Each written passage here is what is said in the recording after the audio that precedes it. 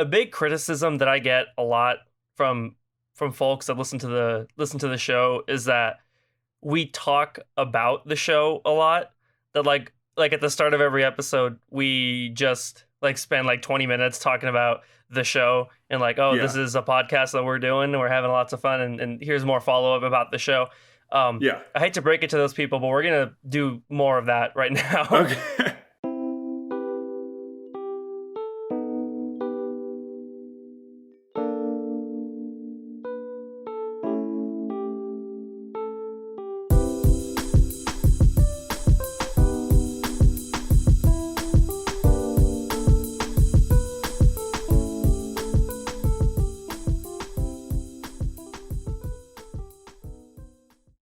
Yeah, it's been a while since we recorded. It does feel like sometimes at the beginning of our show we're very like, self-critical and like looking into ourselves. But I think it's just kind of part of it. You're on this ride with us, and we're just kind of like zooming through. But yeah, I think a lot of stuff has happened with our exterior. Even though we haven't been doing things on this podcast, we've been doing a lot off the podcast on this stuff. So right, and I definitely want to like talk about that a little bit. Before we really get started here, because it's stuff that the listener will want to know. So we have a Facebook page now. Before, and I think I'm even on the record saying that I didn't want to do like a Facebook page for it because it would be just another thing that I'd have to manage and look after and everything. But we have a lot of big plans and ideas for where we want to take the show, and a Facebook page and a more dynamic social media presence is really going to be necessary for that. So you can go on Facebook, just look us up, The Wrong Fit. We are at The Wrong Fit, which is a great username to get that, it hasn't been taken. Good catch. Yeah. So facebook.com/The Wrong Fit. Go ahead and give us a like, give us a follow. Our friends that have been liking and accepting those invites to like the page, we really love y'all, appreciate y'all. We have 138 likes, which is really good. I'll call it a success when it reaches past the number of likes the Trending Left page had, which is currently like 168. So we're pretty close to getting there. Neck and neck. Yeah, we're neck and neck, and that page is not getting any more popular. So let's get The Wrong Fit well past that. I will of course put a link in the show notes for that. New news as well, more podcast news. We are now on Google Podcasts, which was kind of like the big platform that we were missing from. We're there now. I will also put a link to that in the show notes. So you can go. I mean, I'm willing to bet that most people are listening on Spotify.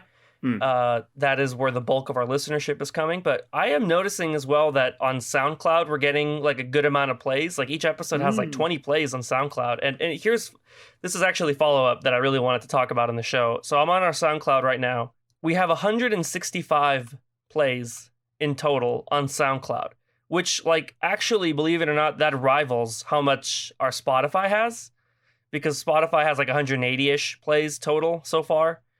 And if you look at the analytics on SoundCloud, our biggest market in SoundCloud is in a city in Iowa. Called Council Bluffs. Bluffs. We is there blow anything? off. Do you have a connection to Council Bluffs in Iowa? I do not. I've never heard the name Council Bluffs, Iowa, ever before in my life. Like, is this like a real thing, or is this like some sort of like VPN, like back channel thing, or maybe actually? I mean, that just sounds like such a ridiculous. I don't know. I want to look up. I'm gonna look up how the population of Council Bluffs, Iowa, right now. I'm telling you, we have 52 plays out of Council Bluffs. So it's either like one person who's listening to it a lot. It doesn't get really granular. So it's funny. Like we have 165 plays total, but we have 0 followers, which is really sad. If you are like a regular SoundCloud user, and if you use SoundCloud for your podcasts or whatever, please go ahead and give us a follow. We are also soundcloud.com/The Wrong Fit. Just Google The Wrong Fit, or you can SoundCloud it. We'll when you Google around The Wrong Fit, we are not too far down the search results, which is kind of a good thing. So go ahead and do that. Follow us on SoundCloud, and SoundCloud is where our audience is also international. International. Hey, Mr. 305, what's up? The big bulk obviously the big bulk of our audience is in the US. That's 154 plays in the US. But can you believe that we've got 7 plays out of Belgium? Hey, we got 4 plays out of Germany. So that's our European audience, and I think we have to start catering to that audience now. Wow. Are we talking like subtitles? Are we talking like, Yeah. closed caption in German? Do I have to brush up my German? I don't know. Yeah, I'm talking about like all German episodes of the show where where the whole show is just in German and in Belgian. Wrong fit. Belgian's not a language. Belgian is not a language. They don't have a language, but they do have waffles. So maybe we can talk about waffles a bit. What do the Belgians speak? Do the Belgians speak German? No, they speak Dutch. Okay. Dutch. Got it. All right. I guess our international our audience is international, but we are not international folks. We like to keep it international, but we also like to keep it domestic. Is what I'm trying to say. We could do like a Spanish language version of the podcast. That could be fun. How good is your Spanish? Not very good. My Spanish is ACC Spanish 4. That's how good my Spanish is. So yeah, Council Bluffs, Iowa is our biggest city on SoundCloud. That is unbelievable to me. If you are the Council Bluffs person, like I really want to meet you. I don't know how that works. Like I'm really just jump on our podcast sometime. Like we want to meet you, man. Like Council Bluffs, Iowa person. Like we need to meet you. This needs to happen. So I can give you like our top cities, right? So obviously Council Bluffs is number 1. All right. Which, of course, obviously, Council Bluffs would be number Population 1. Population of 62,000. Wow. Who is in Council Bluffs, Iowa? Like, it's the 10th largest city in Iowa. I'm trying to think if it's someone I know from my previous experience. Like, I really don't know. But they love us down there. We really appreciate you, whoever you are. Hopefully, it's not just like a backdoor VPN or like some weird Russian thing going on. I don't know. So listen to listen though. Listen to listen. Austin number 2 at 37 plays on SoundCloud. Laredo number 3, 11 plays. Shout out the 956. Houston number 4, which is great. All right, 713. And number 5 is Brussels in Belgium. What? Yeah, that's just amazing to me. 7 plays out of Brussels, which we got our muscles from Brussels, and we're trying to have a strong showing there. So I think that's strong. An audience we got catered to. So at the risk of just going overboard and just not talking about nothing but our statistics, we really appreciate again wherever you're listening, we really appreciate a follow and a rating wherever you can rate us. I know on iTunes we have 3 5-star ratings. I'd love that number to be a little higher if you guys are listening on Apple Podcasts, which according to the analytics, there are a few of you that do listen on Apple Podcasts. So we really appreciate a rating and maybe even a review. That really helps us get a little further up the huge podcast mountain, so to speak. So help us out with that. That's a really good way that you can help the show. Like us on Facebook and do all that stuff. And a YouTube channel is coming very soon as well. In the works. We're getting these streaming platforms like they're Infinity Stones, bro. We're about to fill out the gauntlet. I'll also go ahead and link the official homepage of the podcast, which is on my website. I'll put that in the show notes as well, so you guys can just check that out, look at it. Because even if you just visit the page, it'll help with the search engine optimization. If it knows that there's people visiting the page, it'll help us out on the search results as well, which is that's really important for a new and burgeoning show like ours. Yeah. So any help you guys can give us, really love and appreciate it. We're all over the interwebs. Just tune in and enjoy the listen. Stay a while. How about? I'm looking through I'm looking through the topic sheet, and something caught my eye. Yeah. And I think it's just hilarious, just this one sentence. And I think that this defines Marco's personality. Oh gosh. In just a little snippet. No. There's a little snippet. It's I'm looking at the topic sheet right now, and honestly, I think we might want to post a picture on our Facebook or something like that, because this is a meme right here. Is topic number 3 from Marco. Friends dash really that bad? I love that. I love that little snippet of just questioning everything, because I feel like that comes in with the assumption. It's very defensive for sure, because it comes with the assumption that one of the most popular TV shows in the history is bad. Which, I know a lot of people have some strong opinions on that for sure. But, you want to talk about that? You want to talk about your defensive friends? I feel like you're a Friends apologist, and I'm just, trying to get into this. Friends apologist. The Marco apologies for Friends. I would love to read that.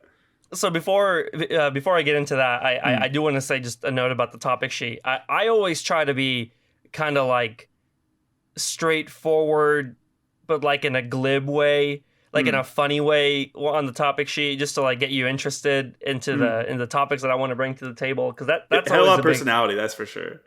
Yeah, I'm always trying to like just keep it vague enough, but also like in a silly, like surreal kind of way. Friends, really that bad? Question mark. And that's just the whole thing. And we're expected to jump into it. So have you seen Friends? I've seen all Friends. I've seen season 1 to season 9. Like I've seen it all. Yeah, you've seen all. So you've seen the whole show. Yeah, I saw it all the way through. Well, I was still on Netflix, TBT to that. But no, I've seen it all the way through. And it's definitely was a trek to get through. Getting through season 1, to knowing that even when you start season 1, like you're kind of committing a bit. It's different, when you're watching it as it's coming out, obviously. And neither of us were alive and watching TVs in then that 90s period, right. Friends period. But yeah, it is interesting. Like when you start a show that has 9 seasons on the Netflix, 10. You started off 10. Yeah, 10 seasons. Oh man, 10 seasons. Well, I've seen them all. No matter how many there are. Yeah. Maybe the last one was just slipped my mind. But 10 seasons, a decade of television. Right. That's a bit of like a commitment once you just like press that play button. But I went through it for sure.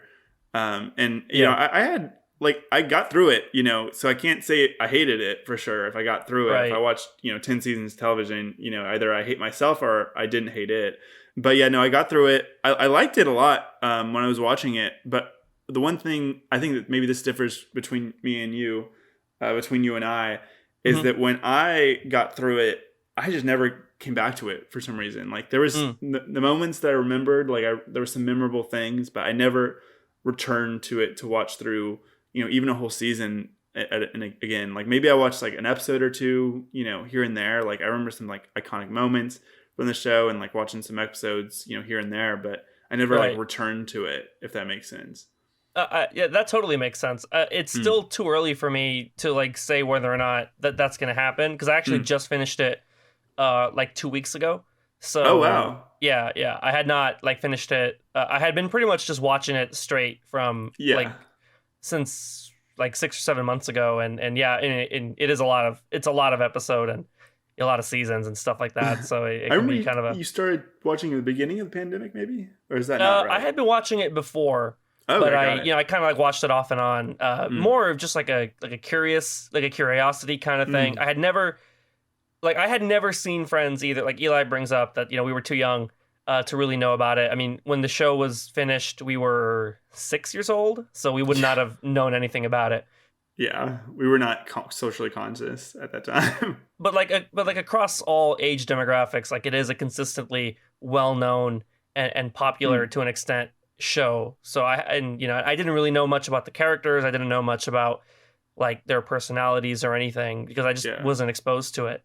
I started watching it when it was still on Netflix, and then they took it off Netflix, and we got on HBO Max, and that's where it moved to. So that's where we finished watching it. I was like, I thought you said you had it on. I didn't realize it was on HBO Max. I don't have HBO Max, but I was like, you got Peacock? I thought it was on Peacock for some reason. I was like, HBO bro, Max. You got the Peacock hookup? You got to hook me up with that. Oh no, man! No, it's not HBO even, Max. Marco's like, no, I'm not touching the Peacock. That's just a bad idea. And we talked about it last week with the whole Office thing, and I think I don't want to get a Peacock just on moral grounds, but that's just my own aside. If they're paying, you're having to pay like $5 to watch The Office every month, like that's just it's ridiculous. That's unethical. I mean, God, we could get into that again if we wanted to, but that was a huge segment of the show of that show. Like we just talked about streaming and music and stuff, and So I finished watching the show, and even throughout watching it, I remember just thinking like I really like this show. Like I think it's fun.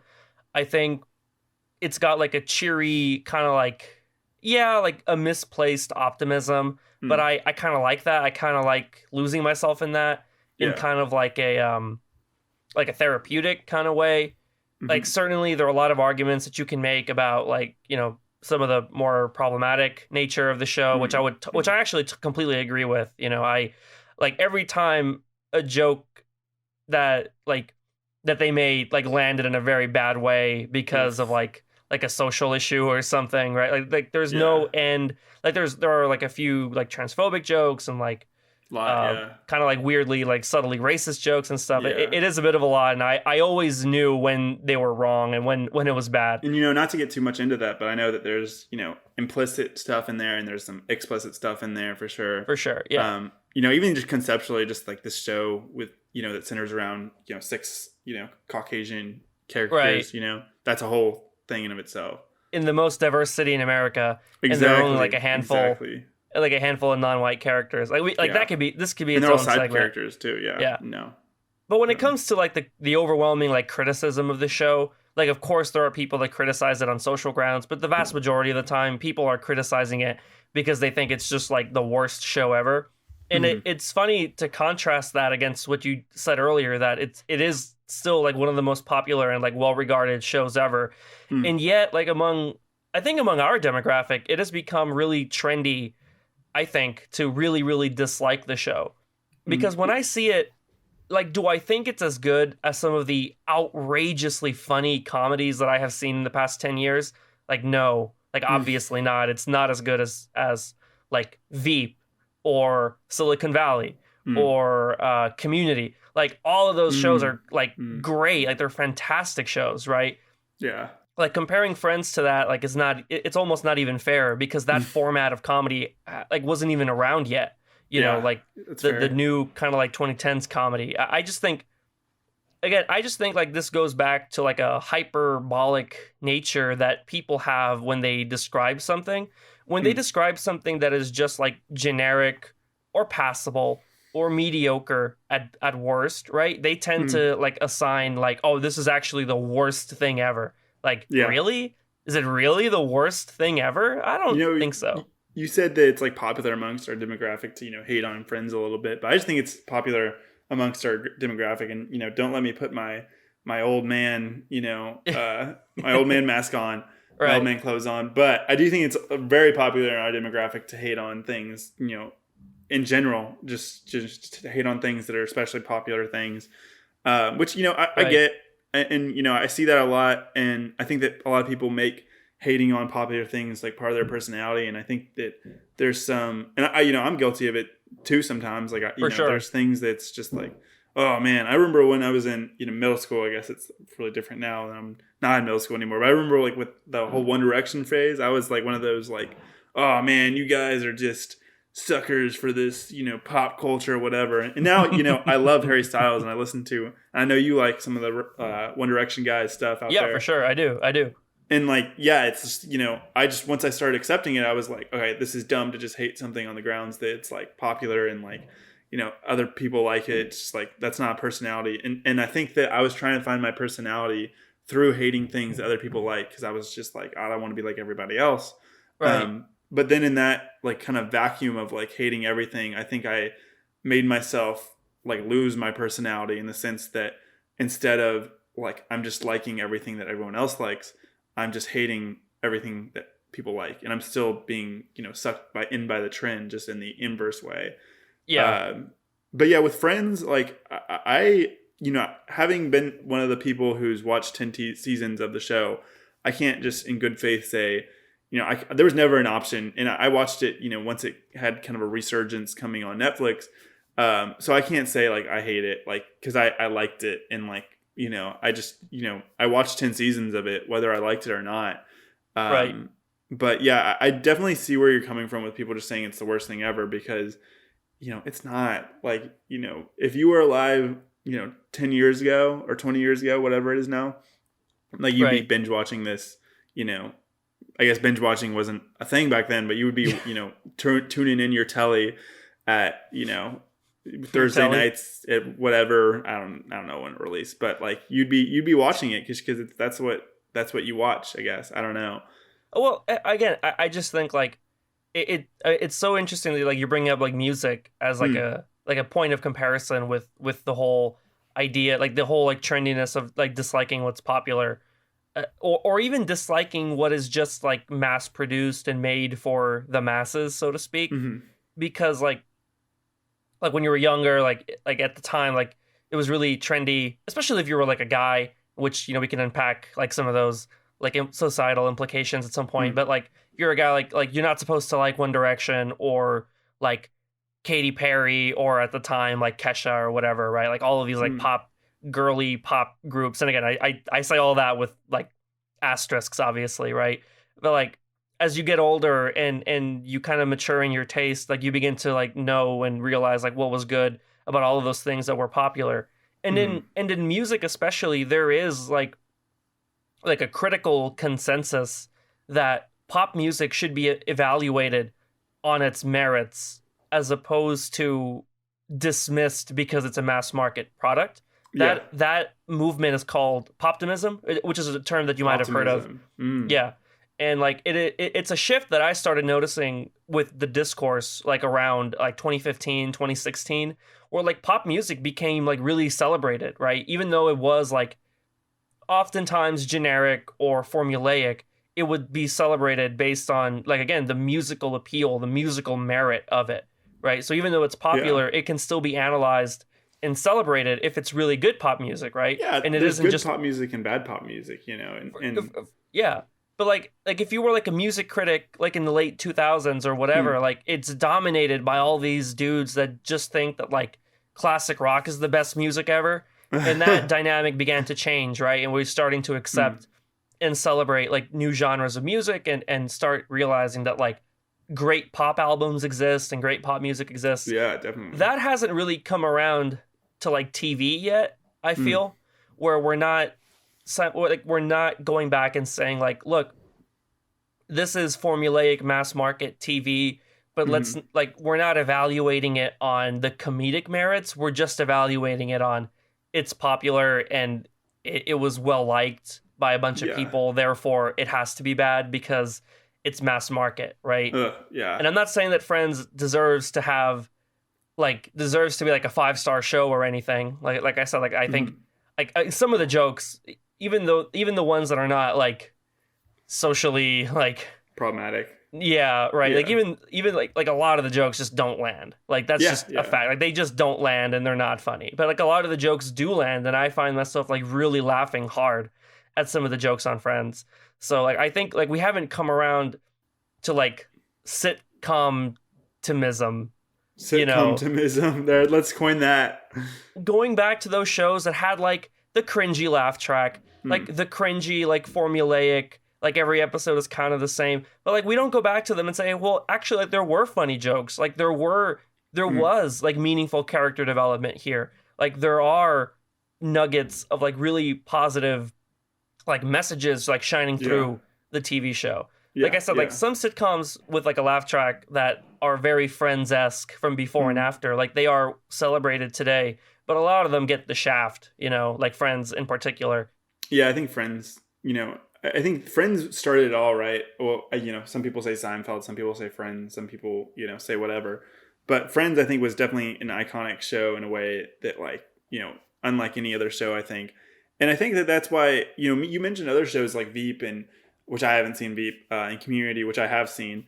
And I think that a lot of times I think that for sure, like, I'm not saying there's anything better or worse about those shows. And like you said, like, you know, I think that a lot of those were very clever and very well done.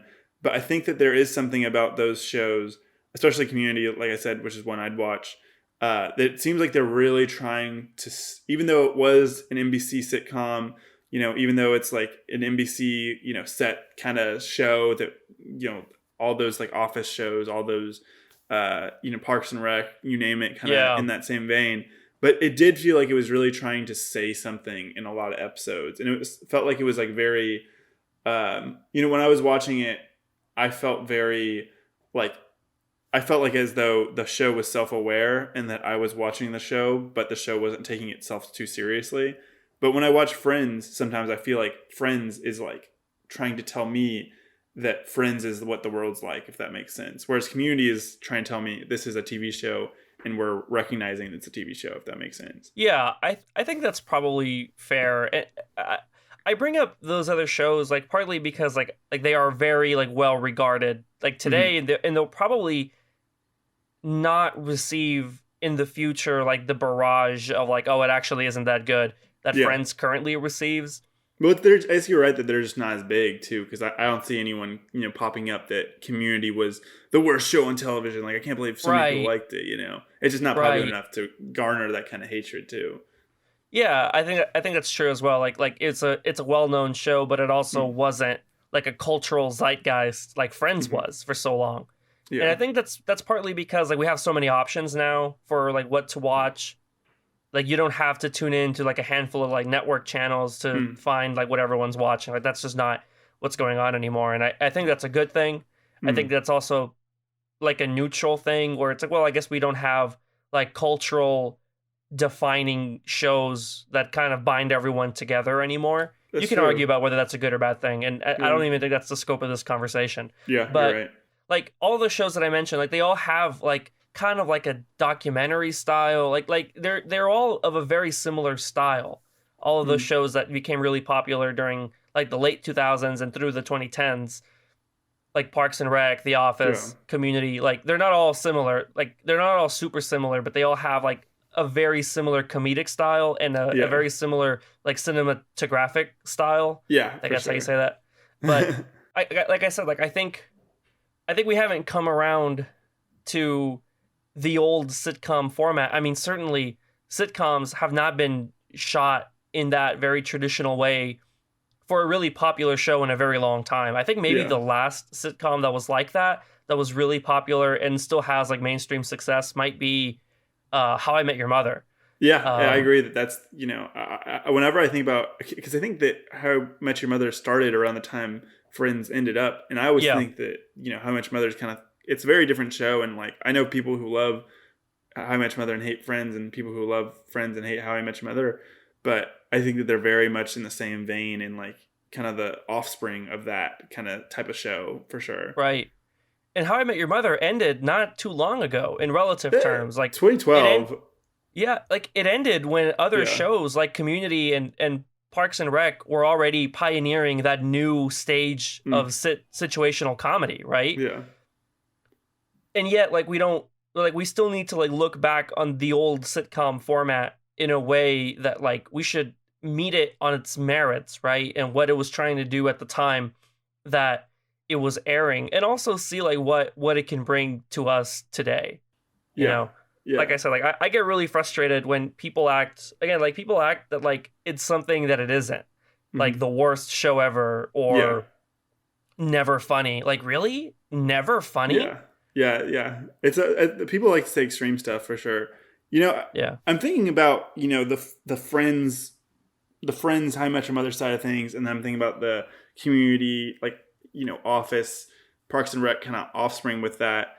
And, I think that like trying to find the thing that separates them, I think what I've kind of coming around to thought wise is I think that shows now, like more contemporary shows, are higher concept. And what I mean is like Friends is a show literally just about friends. Like it's the names in the title. There's some people who live in New York. They have wacky personalities.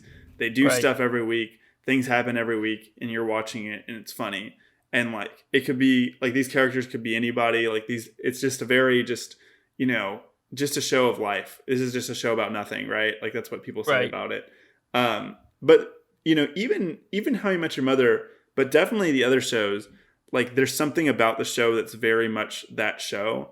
Like Community, it's a show about adults at a community college. Like that's very, it's not just a show about nothing. It's a show about adults at a community college. And that's a very specific, sort of situation. And The Office, maybe a little bit more general, like everyone's in an office, but it is really, it's got that mockumentary style that you mentioned. It's very much like, it's got a very strong stylistic concept, especially in some of the early seasons. I think, later on the show, it kind of starts to just rely on itself for a lot of things. But Parks and Rec, that's super, like you're like a governmental employee, working in the Parks Department. Like that's not everyone's experience. How I Met Your Mother is maybe the closest thing to Friends.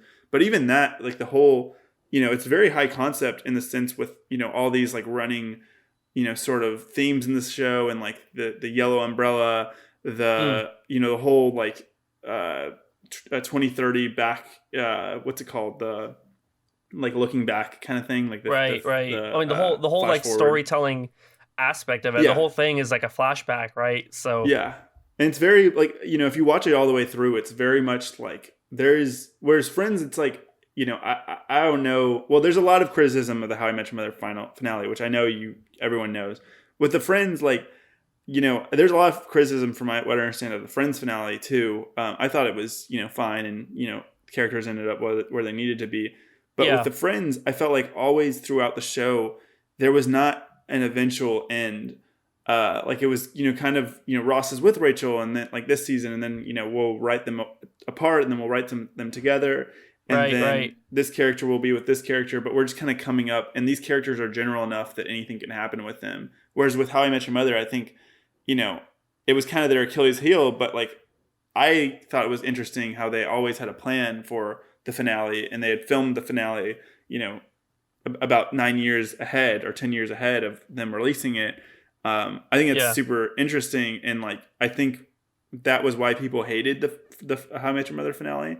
But I think it definitely distinguished it from Friends in the standpoint. It was much more planned out, like thoughtful. And I think that sometimes people think that sometimes a criticism I hear of Friends is that it's a little lazy and it's a little just, not conceptual maybe. I mean, Friends relies on just like all of the sitcoms before it, right? The very, of that format where like most of the season is just like unconnected experiences, right? Unconnected situations. That's why it's called a situational comedy, right? Like every episode, like Ross is a professor at a college, but oh no, there's a student that doesn't like him, right? That's one story. Joey is trying to get with this girl, but she doesn't think he's funny, and that's another thing, right? And Chandler is just being a jerk, and that's the last plot of the episode, right? So like there's there's a bunch of plots, going on top of each other. Like you're not expected, but like none of those plots broadly are expected to ever come up again, right?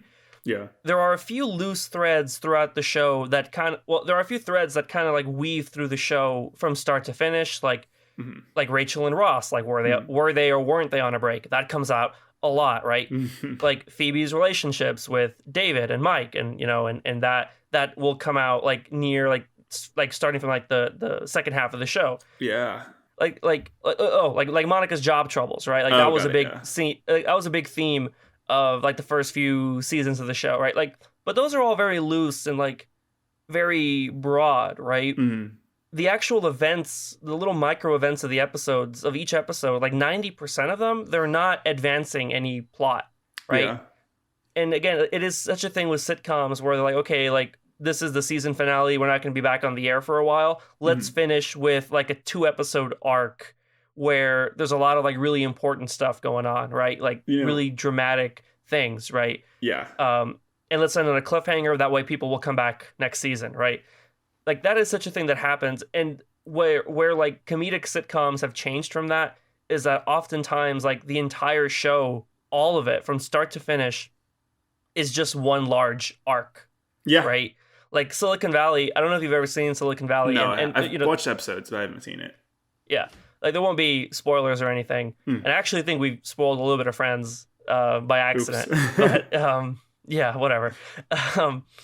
Silicon Valley like starts with these guys and they have an idea for a startup. And from there, like from the start of the show to the very last episode is just where that idea of the startup took them. It took them on a very winding path, but you can't skip an episode. Yeah. Because every episode serves the arc. The same thing with Veep. Like Veep starts off with this is the office of this vice president and it's very dysfunctional. But she wants to be president. Like from there, that is where the arc of the show begins and you can't skip an episode. Like Friends, they mention some of the arcs that kind of weave in and out of the show, but most of the time like you can skip a lot of the episodes that are just random situations, And that's where I think comedy has changed. One thing I will say, and I think this is a lot of shows, and I'm thinking that this is a network, on television thing versus a streaming thing, is that one thing I will say about How I Met Your Mother and Friends and The Office, maybe even, is yes, there's maybe more structured storylines, as those shows, later, like the more contemporary shows have more structured storylines. But to a large degree, with all those shows, I feel like you can, if you watch the season premiere, the mid-season finale, and the season finale, or maybe like Right. one or two episodes, sprinkled in, you will get a good idea of the plot line of that, or the the arc of that season. And I think that's kind of going away.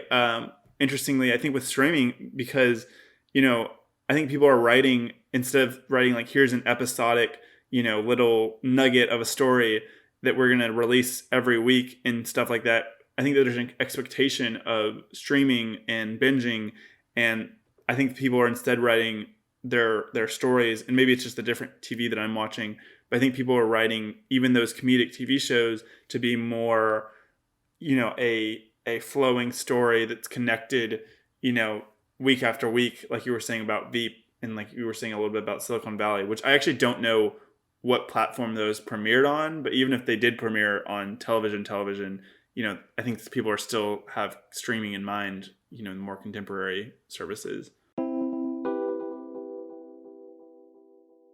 We talk a lot about art on this show. We talk a lot about our preferences about what kind of art we consume and how do we consume it. And I think it was just really interesting because I think that Marco and I, while we share a lot of the same interests and types of things that we like, I think that there's a lot of things where there's not necessarily an overlap. And I think it's interesting that we can both expand, what we like, with kind of just sharing each other's thoughts on stuff a little bit. So in case you forgot, listener, last time around, we promised each other that we would send each other a 10-song playlist. Mm-hmm. And this is where I forgot that Eli uses the wicked YouTube music, which I didn't. Oh man, I was I'm like, working on what? that. It's a family plan. It's a family plan. I'm on the family plan. Yeah. No, it was a good. I did give you props for it being like a really good deal, but I was like, what? I sent him a Spotify playlist, and he's like, oh man, can you make me a YouTube playlist? And I'm like, what is it? What is this? 2007? I'm making you a YouTube playlist. I'm sorry, man. Yeah, I mean, I think now, from now on, I've got my Spotify, like the free version, like set up. So I'm just gonna make it just so we can have parity. I'm just gonna make a Spotify playlist for you. Yeah, I mean, I'll meet you where you are. I mean, if you can make me the Spotify, I'll make you the YouTube. Don't worry about it. That seems fair. Yeah, no, it was. One thing I am thinking though, going through a lot of these songs, is that maybe next time it might be good to make it even more bite-sized, to get like if we want to talk about each individual song, because I definitely had some thoughts on a lot of the songs here. Definitely some interesting choices, and it was really interesting.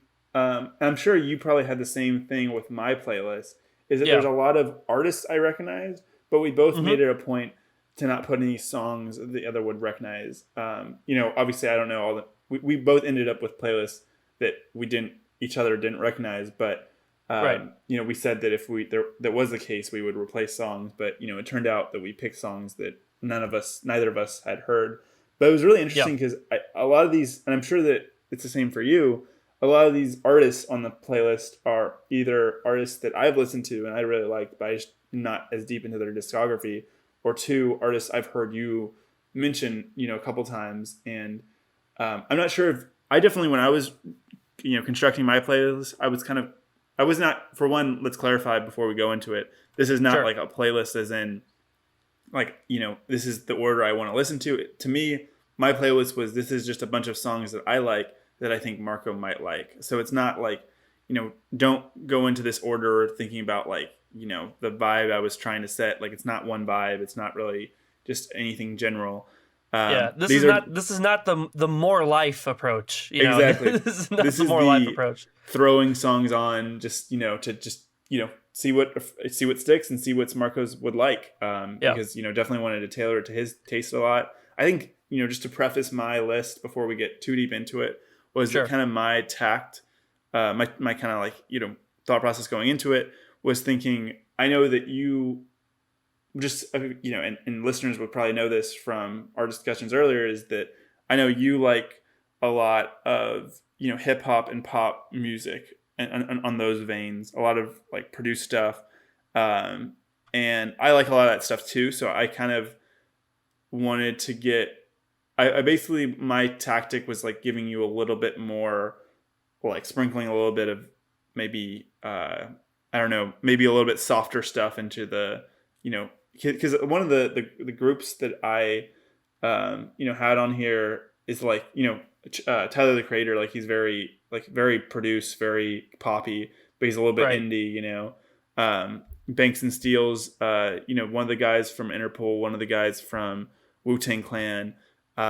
That's like an interesting kind of like combination of like kind of, I guess that's kind of like my thought process was like meeting you where you were at, if that makes sense, on this like poppy hip hop versus like indie spectrum a bit, if that makes sense. And I feel like with some of the songs you sent me, that was kind of also your tactic as well. If I don't know, I don't want to put that words into your mouth, but that's interesting that's where you came at it from, because I came at it from a little bit of a different place when I was assembling my list. When I was crafting mine for you, I kind of wanted it to be a little bit more of like, actually, like this is like what I'm kind of listening to right now. It's like not every song here is like on my current rotation, but like most of them are. And I tried to craft it more as like, here's like a side of my music taste that you might not know a whole lot about, because like you said, like we talk about music quite a good deal on this podcast, but I actually like don't really know what's in your day-to-day like rotation. Yeah. And I gave you a bit of that. Like I definitely, mine is from my day-to-day rotation. Like I didn't put anything on there that it was just like, oh, I'm researching stuff that I have not heard before. Like this is everything that's on there is on one or two at least playlists of mine, Right. And I'm talking about playlists like I listen to regularly for sure. Yeah. And a lot of these are on albums that I listen to regularly, like like the Tyler the Creator one, like the Strokes album that recently came out this past year. Like those are albums that I definitely listen to like on repeat album wise, like they're on my list of albums that I just, kind of choose from sometimes. Believe it or not, that is also the case with mine for you.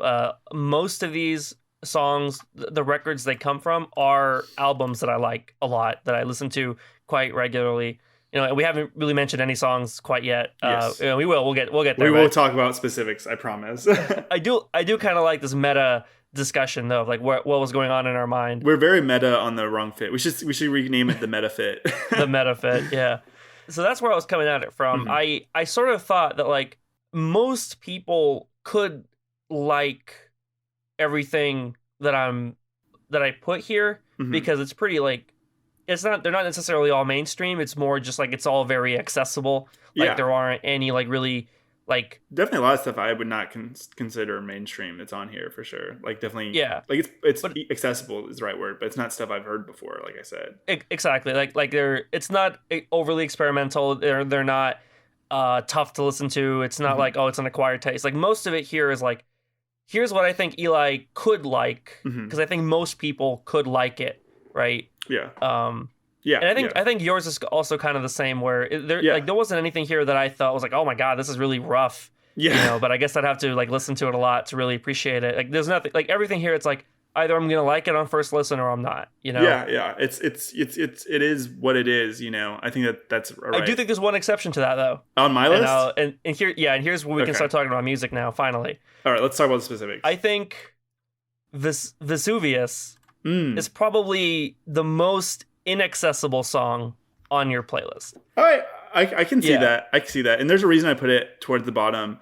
I was trying to find a Sufjan Stevens song, because I think that going back meta again, me being me, I think I took a kind of approach, an artist-based approach of like, these are artists that I liked, and I'm trying to find the right Marco song for that, if that makes sense. And I think maybe I took the wrong tactic with Sufjan Stevens, is that Age of Ads is a more produced maybe album than some of it. Like a lot of his other stuff is very like indie kind of like I don't know, like very indie produced type thing. And this album, Age of Ads, is very much obviously indie stuff too, but it has more higher production, like more produced like sound, and like much less like instrumental, much more experimental production, stuff like that.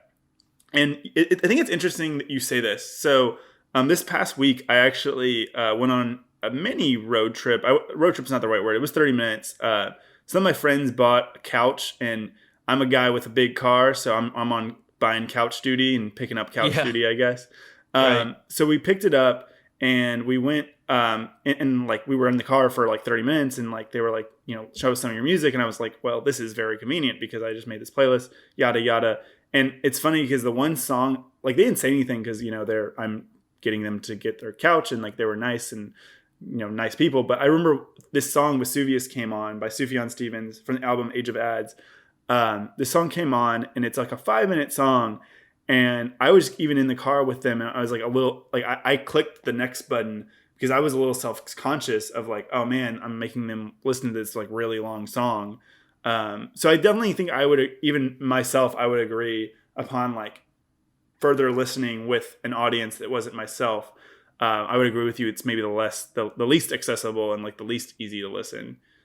I think on yours, I'm curious because I'm going to say maybe what the hardest to listen. A lot of yours was very, very easy to listen to. Yeah. The most experimental one, I think, was the second one on the playlist, Nil. It was interesting. And I think I'm curious. I don't have all my songs pulled up, or I could look at that in a second with I have a list. I don't have the songs themselves, but I think Vesuvius is probably the longest one on my playlist, and I'm pretty sure that Nil is the longest song on your playlist. I'm curious if there's any connection there with the like easy to listen to accessibility. But I remember with Nil, the song has a bit of a extended intro. I liked it. I'm not saying it's just when I say it's hardest to listen to, least accessible, doesn't mean I didn't like it. And I listened to that song. I listened to your playlist a couple times, and like that song stood out to me each time. And I liked it a lot. It was very cinematic, but definitely was not the easiest to jump into. And I'm curious if, like I said, how much of that has to do with runtime of the song, because this was, for reference, Nil, and this is the version that's live with the Metropole Orchestra. It's got to be like German or something. It's Metropolitan Orchestra somewhere in Europe. I don't know. So the artist is called Son, and they are like an ambient pop R&B artist, right? But when you throw the word ambient in there, it kind of like it should change your perception of pop and R&B, because it's not pop and R&B the way you might think. It's very subdued. It's very percussion driven. It's very vocal driven. But it's pop and R&B because it's actually quite accessible, in a relative speaking. And this version, this particular cover of this song Nil that you mentioned is like with an orchestra, so it does have a lot of body to it. I thought it was very, very good, and like I like the orchestral arrangement as well. It felt very full song, but and just to give you reference for this Nil song by the group, you said Son is the right way to pronounce it. It's 4 minutes and 50 seconds, and I'm gonna pull up Vesuvius. I think that's 5 minutes. Vesuvius is 5 minutes and 28 seconds. There we go. Your playlist is actually 2 minutes longer than mine. Interesting. That's interesting. Yeah, but like that's not really like a big deal. But like 2 minutes, that's almost an entire song. Almost. Yeah. So depending on what you're throwing, I think most of the songs. I think it's interesting because a lot of the songs I have on my playlist are 2-ish minute songs. When we're listening, but those are songs maybe the poppier songs like a Drake or a Ray Shrimmerd song. It's like 2+ minutes. Right. But I think that's interesting that both of us chose songs that were at least 3+ minutes, I think, across the board, except for you have one. And again, it's the one artist you had with a song less than 3 minutes was Big Sean. Yeah, it was, and that's an album that I had heard of the artist, but I think I must have heard this song because I heard this album when it came out, the Big Sean album, when it came out. I must have just not remembered the song, so it worked for this, for this playlist. But totally. and it was really good. And it's an artist that I'd heard of and that I had appreciated in the past. Which I think that side note, I think Big Sean gets a lot of hate, but yes, I think it's thank interesting. you. Yeah, no, I get a lot of hate for. I think it's that one song. We can bleep it out for our listeners. The I don't F with Yeah. you song. I think that Also, everyone. great. Okay, but like actually great song though. Great song. I don't have super strong opinions about that song, but I just know that there's a lot of other Big Sean songs and a lot of like the album that came out after this, which I'm blanking on the name of. That like there's a couple songs on there that I really liked. I Decided. Yeah, I Decided. Yeah, that one with the great record, great album. Yeah. I mean, that's one of my favorite albums from. It came out when I was a freshman, so like that is like a freshman in college. Like that was like a really big like freshman year record for me. But yeah, but this one here that you're talking, the song you're talking about, Platinum and Wood, is 2 minutes 43 seconds long. It is actually the last song on the deluxe edition of Dark Sky Paradise, which was his 2015 album. And like when you hear it, like it does feel like a closer. It's very tight. It's introspective.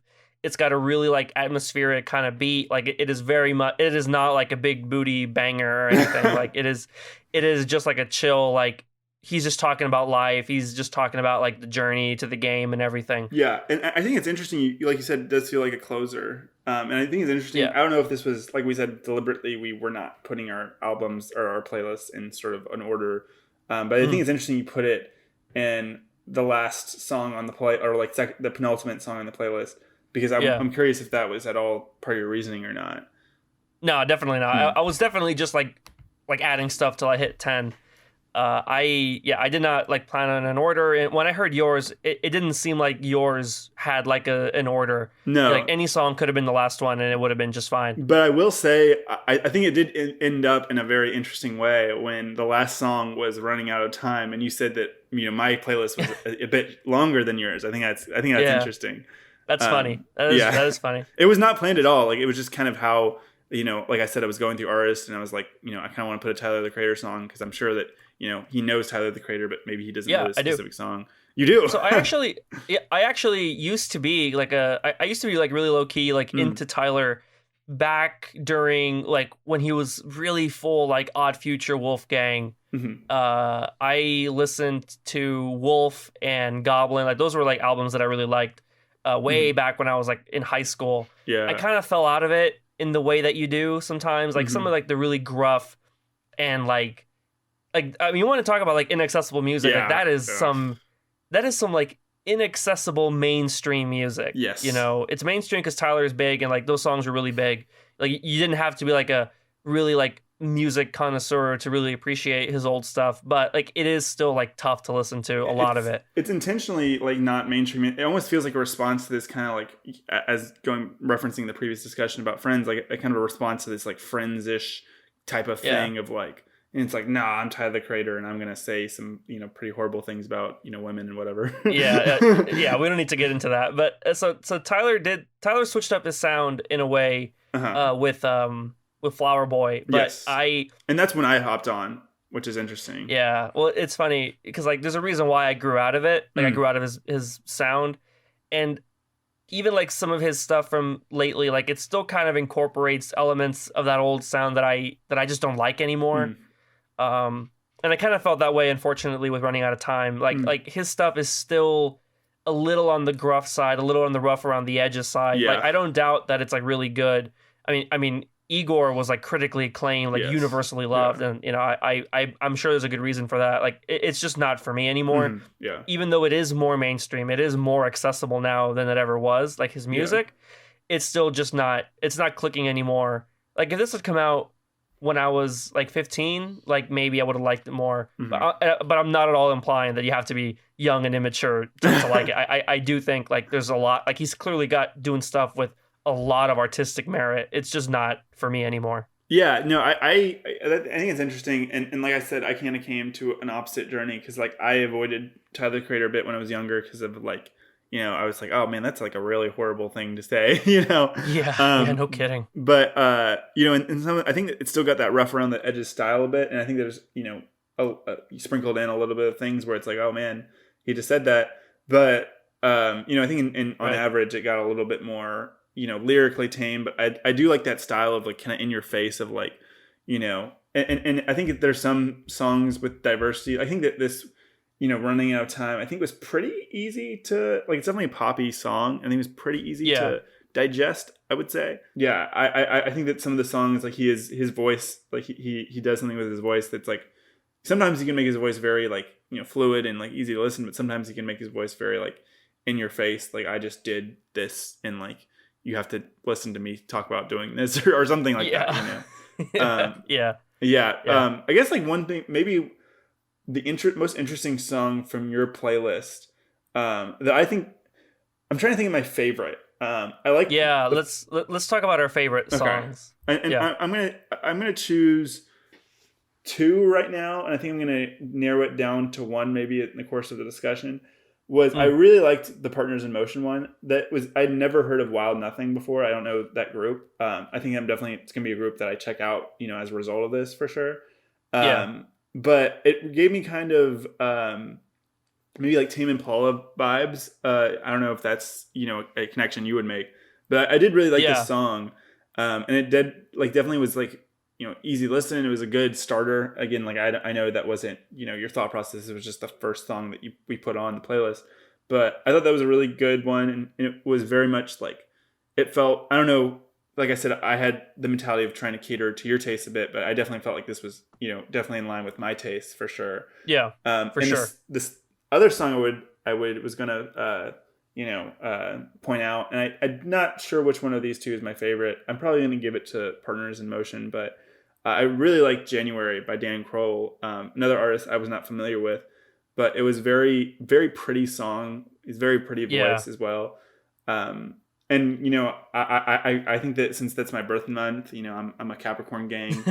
January has a special place in my heart a bit, but I think it's just a really pretty song, and it really kind of embodied some feelings that I had, and sometimes I still do have, I guess. But those two songs I definitely would point out as like my favorites on there. So it's Partners in Motion by Wild Nothing and January by Dan Crowell. I'll tell you mine, and then we can kind of like dive into like those specific songs. So I would say that I have a clear favorite, but I've got like a few like honorable mentions as well. Got it. My clear favorite, and this may not surprise you at all, my clear favorite is Mile High. Yes, I knew it. I knew it. Yeah. See, and this is where I kind of give myself away as like totally basic. No, it's a good, like, I like that song a lot. Like, I listened to that song a lot. Randomly, I just will listen. It's a good driving song as well. But you're talking about Mile High by James Blake featuring Travis Scott. And Metro Boomin. Metro Boomin. I forgot. I didn't put that. I didn't write that down. But yeah, Metro Boomin's on that. Metro Boomin, well. Make It Boom. Okay. He do be making it boom. You do be making it boom. I should have put Metro, because I know that if I put like Travis Scott and Metro Boomin, I'm sure that that's where your kind of eyes. Well, but here's the thing, right? Because I love Metro Boomin, but Travis Scott is actually mid to me like 90% of the time. Like Travis has got a real bad habit of just making the same song like 30 times. That's true. In a way that. Like, I like it when, like, Ray Shremmerd would make the same song 30 times, but, like Travis Scott, like, it's something that just doesn't click with me. Yeah. But James Blake and Metro Boomin, like, they know how to make Travis, like, really exceptional. Yeah. Like, especially Metro Boomin. Like, Metro Boomin and Travis Scott, like, they don't have a bad song together. No, right? That's for sure. Like, Metro Boomin is an exceptional producer, and I know that James Blake, I know a little bit about James Blake. He's, like, a guitar player, but also, like, a singer. Tell me about him.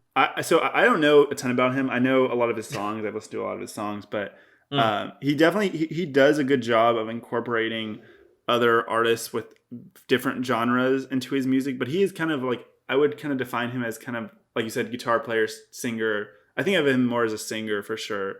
But in a lot of his songs is not really guitar based. Like, it's kind of like this one, which is very produced. James Blake was really, like, he is really popular in hip hop because he had that album come out somewhat recently that had like a ton of like hip hop features and credits and cosigns and stuff. So he is like an artist that like has a lot of respect in hip hop just because like he is so good at coordinating all this stuff, right? I love artists like that really like when they develop that project with either they're producing or they're just like a singer or whatever, like, and they're like, I'm gonna fill this with features, but like it's gonna be conceptual, it's gonna be really like high concept, it's gonna be really good, and I think James Blake is that. Even though I don't know much about his music, I just know that like he has that respect in the hip hop community in a way that like Metro Boomin has it too. Even though Metro is not like a rapper, but he is like a producer with a vision. Like he knows what he wants. So Mile High was really good. I really liked. It was chill, but it had like a lot of like, I don't know, like really like fulfilling moments too. Yeah, it was very noir, I guess. Like it felt very like, exactly. Yeah, like city noir streets. is a great way to put that. Like Metro just knows how to do like chill vibes as well, which is funny because like you associate Metro with like rattling hi-hats and like bass killing bass, but like he does that, but like he's also got like such a great track record with just chill vibes, and like I said, like Metro and Travis have like a lot of different kinds of songs together, but Metro always brings the best out of Travis, like in a way that I think Travis can't bring the best out of himself. See, I'm a Houstonian. I gotta like, I gotta rep Travis Scott, but I agree with most of what you're saying for sure. But I listen to Travis Scott, pretty regularly, but I definitely agree with kind of where you're coming from with that. Yeah. Some honorable mentions though. I thought that Lighten Up by Parcels was really good. Yeah, a lot of fun. I thought that was production. interesting. I thought that was interesting because it lined up a bit with kind of what I got from Tennis a bit. I don't know if I know Parcels is an Australian group. Do you know where Tennis is based out of? Yeah, they're an American group. American, got it. Okay, interesting. Yeah. But yeah, I got similar production vibes from the two a bit. I don't know how, and maybe it wasn't even this Tennis song, but maybe it was a different song that I'd heard. But yeah, and the Tennis song that's on your playlist. Late Night. I like that one as well. But yeah, no, Parcels, I was really good. One of my friends, shout out to my friend James. They were in Austin one time, and they're a pretty popular group. They were in Austin in 2019 spring. I remember, like I was working at the Capitol, and just like kind of down the street, there's this really cool venue called the Mohawk. And my friend like came into town, and he was like, "Yeah, my friend couldn't come out to the show tonight. I got this extra ticket. Do you want to come?" And I ended up like, running over there with my suit on still from working at the Capitol. And I showed up to the show and got my ticket, and it was like a really fun time. And like, that's when the first time I heard this band, and it was like really cool because it was very like poppy vibe, very like produced vibe, but it was still really fun to watch in person because they had so much energy. And like, I think listening to the music too, and this song is Lighten Up by the Parcels. It's very like you can move your body and you can like really like, kind of wave with the music a bit, I guess. It's very like flowy, I guess. Well, I liked like it had like really great like shimmery kind of production that I really appreciated, and that was a standout for me. Another one was Colors by Black Pumas. Fun, like psychedelic almost, like it's very clearly very like 60s 70s inspired, which I really appreciate in music. I really appreciate like modern artists doing that because I tend to think that they do it way better than they did it in the 60s, just because I think production is better today, and like complexity of sound is clearly so much better today than it was 50 years ago. So like I love it when they do that. They bring that sound back because they make it like really full and complex in a way that I think they couldn't do it back in the day. Like I'm not like hating on those old artists, but like they're just doing it better now. Yeah, I think it's just interesting that when they can do what they did back then and doing it better today, But no, totally. No, again, like all love in the world to the classics, right? Of course, they did what they can. They did what they could with what they had, and it's great music. But like today, like clearly like production is amazing today. Like we can make 60s psychedelic. We can make it like incredible today. And I think that's what like Black Pumas did on this song. Like great vocals too. Like I had a lot of fun with that song. Yeah. So that was another standout. They were for me. I think that they were on the Today Show last week, actually performing this song. But yeah, no. Shout out to my girlfriend because she showed me the Black Pumas. They're actually an Austin-based group. I had seen them around. That's awesome. Yeah. No, I'd seen them around at like coffee shops. I would see their posters of that, like that kind of like red with the two Black Pumas on top of their album artwork. But yeah, no, that's such a cool song, and it was so cool to see like an Austin artist all the way up on the Today Show. Like it's very, very Yeah, cool. we and love like that. feeling We love local, that. local pride. I'll go ahead and look for that Daily Show clip, and I'll Today Show. You said wait, Today Show. Yeah, I'll go ahead and look for that, and I'll put it in the show notes. Awesome. So you can go support Black Pumas, because it was a great song, and I'm sure the rest of their back catalog is quite good too. Yeah, it really is. So, is there a song here in my playlist that you would say is your least favorite, and that like you disliked?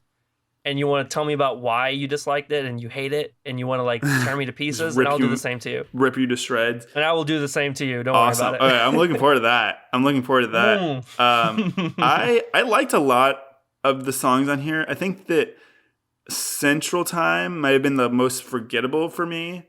By Van Sheer. I'm sorry, man. I told you I was gonna rip you to shreds. Oh, do it. It is worse. Like, I think it's funny that like it is a lot worse to say forgettable than it is to say I didn't like it, Yeah. But like, that was definitely not my favorite. But Short Court Style, I really liked that one. It was very like emotional, kind of like melodic. I don't know. Yeah. Majid Jordan, like I like the Sleep song. Like I know that Majid Jordan is like one of your favorite kind of like R&B-ish kind of vein type thing. And right. I'm not as familiar with that genre and also this artist, but I really liked that Asleep song. Like that was good, and definitely gonna be, like I said, Nothing, definitely gonna be an artist that like I check out their stuff in the future for sure. But I think the least favorite one was Central Time, and I don't have a ton to say about it. It just didn't really stick out to me and wasn't super like memorable to me. But your turn to definitely rip me to shreds for sure, and rip me to shreds on that opinion too. I don't know. Yeah, I don't like the Black Keys. That's the trouble, right? I don't. So there's a song, "Thick Freakness" by the Black Keys. That one hurts a bit. Here, I'm just gonna read to you straight from my sticky note here, because I think that'll give you the best effect here. I have never been into the Black Keys brand of grimy auto shop style rock. Oh man. Like it's the music that you would hear like in an auto repair shop. And here's what's funny though. I actually think I really like the song Fever by them. I know that's like their most popular song. I really like Fever. It's their most poppy song for sure. Yeah, it definitely is their most poppy song. If the rest of their music was like that, then I would like the Black Keys a lot more, but it isn't. It's a lot grimier, grungier almost. Next TWF playlist trade-off, I'm going to find you a more poppy, less grungy, grimy, gross, whatever, great adjectives you use to describe it. Oily and greasy. It's oily. It's, it's thick freakness, it's thick, it's thick and oily. Yeah, I mean, look, I get it. I like, even though I don't like it, like I do get the appeal. I get why people like it, but to me, it is just, I can't get into it. Like I always thought that I could. I was like, oh yeah, like this is rock, bro. Yeah. And it's like kind of like in that vein. And I like some of that from that genre. I just tend to not like it from the Black Keys, and I feel bad about it because I think their production is usually quite excellent. Actually, it's just not for me. This song, "Thick Freakness," I think it's interesting because I was trying to. I had figured a lot of Black Keys songs. Like you just mentioned, you knew Fever. There's a couple other poppy songs that are not, Fever or even on that Turn Blue record, which is definitely their most poppy record. Like Gold on the Ceiling is like a really popular one. Yeah, from El them Camino. As well. So this was actually before Thick Freakness was before El Camino, before Brothers, which were their Brothers was definitely the breakout. And it's from an album of the same name, Thick Freakness, and it's very like. You're right, like very grungy, very gross. I think of these songs, maybe that was the first. And it's interesting to see the juxtaposition with the song right above it, like "Lighten Up" by the Parcels, which, like you said, it is a huge switch up because "Lighten Up" is like fun, like almost like indie pop, and then "Thick Freakness" is very grungy, like garage rock almost. Like "Lighten Up" is very glossy and like very. I forget the exact adjective you used to describe it, but I think it was very shimmering. Yeah, and "Thick Freakness" was very, I think grimy is the right word. Honestly, even as someone who likes this song a lot, and it means a lot, I just very vividly remember, in like 10th grade or 11th grade, just being in the car with my friends, listening to this song, just kind of like, jamming out a bit to it. It's very much like a head banging song, I bet. Like not like one of those like, metal, but like one of those like yeah, kind of like, I don't know, just you're just kind of taking it in. But yeah, no, it's a very like dirty, grimy song for sure.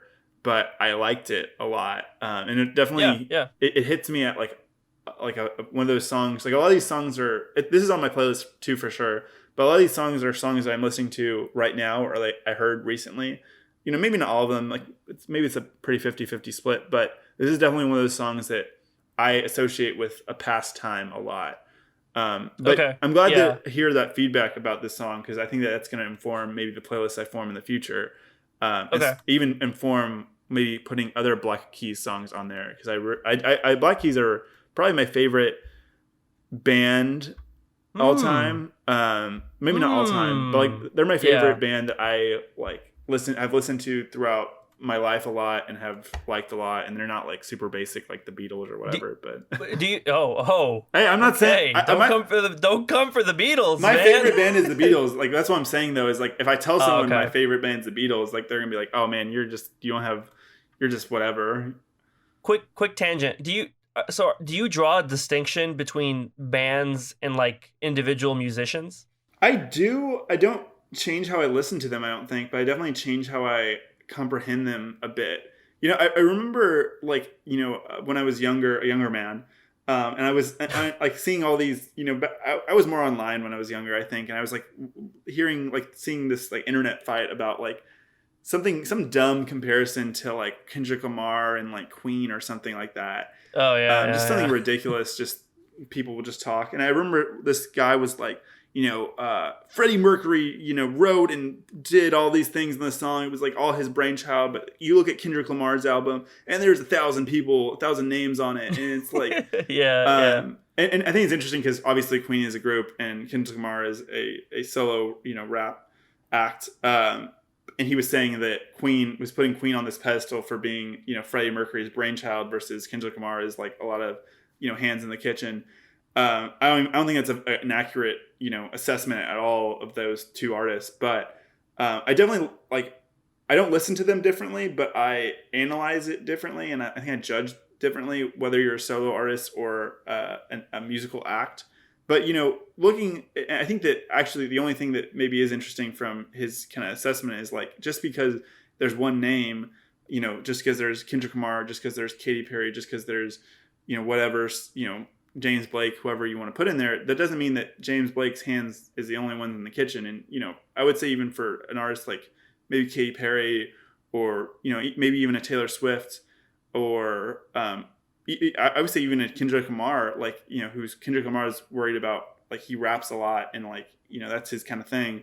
Maybe an artist like J. Cole is more, producer, like, top to bottom, working on it. I mean, it goes to, like, in hip hop, like, right now, like, it's a really good thing happening right now where, like, producers are getting a lot of, like, clout, Yeah. Like, Metro Boomin will get, like, platinum albums, because people, like, they know that he handled that production, and like people look for new Metro Boomin the same way they look for a new Travis Scott, like, or new Drake or The Weeknd or whatever. Like, it's because like, oh, like Metro produced it, like it's hot, and it's a mark like of quality. You're getting that as well from like other like superstar producers, like Tay Keith or Pierre Bourne or whatever. Like they're doing like the crediting producers is becoming more of like a mainstream thing in hip hop. Yeah. It's not like universal yet, but like it's getting there, so like in pop, like how would we view the pop genre differently if we knew that like Max Martin produced it,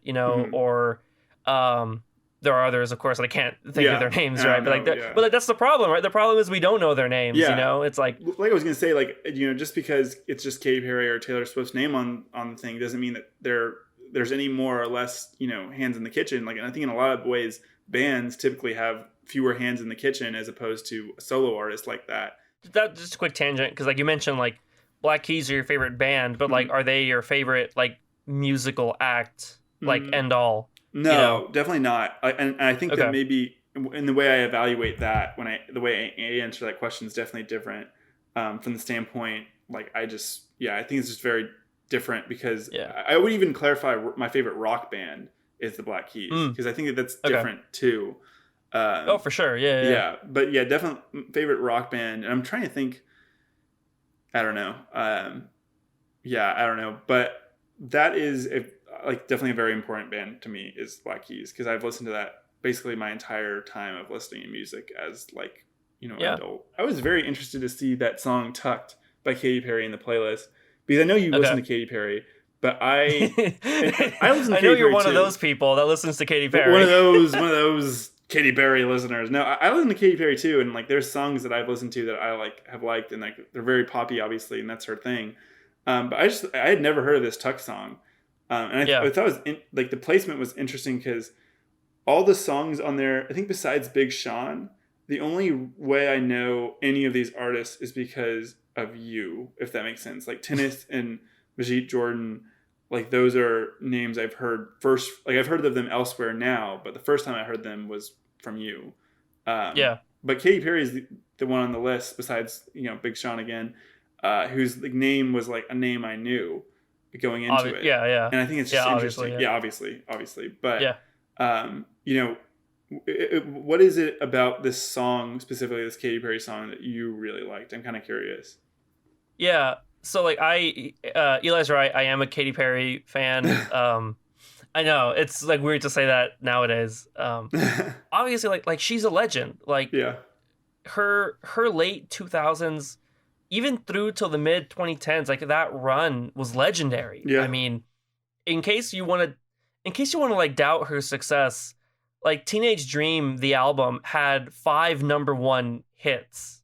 The only album that has 5 number 1 hits other than Teenage Dream is Michael Jackson's Bad. Wow. Okay. That's big. Like, that's big. So if you're talking about Michael Jackson's Bad, you have to include Teenage Dream in that exact same conversation. Like that is how we're gonna get some hate for that. And keep it coming. That is how much of a legend, like how legendary that run was, right? Obviously now, like she made some like musical missteps. She made some like image missteps that you could argue like we call them missteps because of misogyny, because of whatever. Like, and I would also argue that like the music just like it wasn't as popular for a reason. Even though I like it, like I liked Witness, the record, the album, I liked it. I know why it wasn't like super successful, you know, and I'm not gonna. You know, like we could talk about that all day, right? But like I've always liked Katy Perry. I've always respected her. Like I like her music a lot. Again, like this is the same thing with like the sitcoms you were talking about. Like people tend to like really overcorrect for what is like even though I like Katy Perry, like a lot of her music, like the Smile album, like it is just kind of like formulaic, generic pop music. Like I can admit that, but I also like it. Yeah. But for people to say. But for people to say it was the worst album of 2020, like how can you say that with a straight face? There were some like you don't have to like there. You don't have to like it. Yeah. You don't have to love it. You can even think it's bad. You need overhyped. I think it's another, better adjective to use for it. Yeah, like the worst album of 2020. That's ridiculous. Really? Yeah. No, like obviously not. Maybe I think that people just use that word of worst. It's like you have no conception of all the music that's being put out right now. It's like much worse. You know, I don't know. And again, like not even the worst pop album of 2020. Yeah. Like there was You're gonna put it so hyperbolic. It's the worst thing that came out in this year. You know. Right. So to get to your question, like why this song in particular, which was not like a single, it's like a deep cut from the Smile album that came out last year. I don't know, like I like the album. I like Katy Perry. I like a lot of the songs in the album. I like that she is kind of sticking to this like kind of like optimistic, cheery kind of like pop music from like back in the day. It feels. I mean, old fashioned doesn't mean that it's like really, really old, but like it is like of a different era from like 6, 7, 8 years ago. Yeah. I liked it. I included Tucked because I just like the I like the chorus, the vocals on the chorus that are very kind of like there's like a melody there that I really like. Like I almost think the rest of the song is just fine, but like the melody of the hook, like I said, like I just like the melody of the hook, which yeah, I just liked it, and I figured that like, you know, if there's gonna be, if I'm gonna throw Eli for a loop and throw in a Katy Perry song in the year 2021, like it'll be this one because I just think the melody's nice. I liked it, and I definitely liked the melody. It definitely, and like I said, I didn't. There's a reason I did not point that out as my favorite or my least favorite song on your playlist, because I did like it a lot, and like I hadn't heard Katy Perry in a while, and like it was definitely like woke me up when I like heard her on the playlist, I guess, or saw her. Yeah, on the playlist. like she's obviously still got like vocal chops. Like her voice is as good as it's ever been. Like she still has like incredible like range, like vocal range as an artist. It's just that like her music just isn't being asked for anymore in the current stage of like moody like pop music. That's not to say that all pop music right now is moody. Obviously like Dua Lipa and a bunch of other artists are doing like very energetic like disco inspired pop, but like what Katy Perry is doing right now like is just not in demand. And you could like again, like just because I like her a lot doesn't mean I don't like criticize her relative lack of artistic growth. It's just like for me, like artistic growth is not my number one factor in liking an artist. I just like her music. Like that's that point blank. I just like the way it sounds, and that's it. Yeah, and you mentioned misogyny as a possible reason why people might not listen to her anymore, and I think that's very true. And I think that part of that goes into getting older. As an individual, as an artist. I think there's a reason why her most popular record to date is still an album called Teenage Dream. I think that's how a lot of people want their pop stars, especially their female pop stars, to be seen as like teenage, young, and like I think when you get older, you kind of get thrown to the side because you get thrown out of style. And hats off to artists like Taylor Swift for constantly and she's so talented and she's so hardworking, constantly reinventing herself and constantly managing to stay so relevant and so in so many different ways, like kind of going from she was never like Katy Perry. I don't think anyone ever looked at her the same way, but she was kind of like Katy Perry, and she was at the same time, and just kind of seeing how their different career trajectories, and obviously they have some interplay with their careers at certain points. But I just think it's interesting how Taylor Swift has managed to stay so relevant. Well, I remember right before Lover dropped, like people were already talking about Taylor Swift becoming like a legacy act, like in the same way like Britney Spears is considered that, or like other like legends from the past. Like I already, like obviously like Taylor Swift reinvented herself with those two awful albums from last year, but like obviously like she has maintained, but like I gotta give her credit, like obviously like she's maintained that popularity. Like she's like still like an A-list pop star in a way that Katy Perry just currently isn't anymore. I'm not saying that Katy Perry should make awful music like Taylor Swift does, but no, I'm sorry, I gotta stop doing that.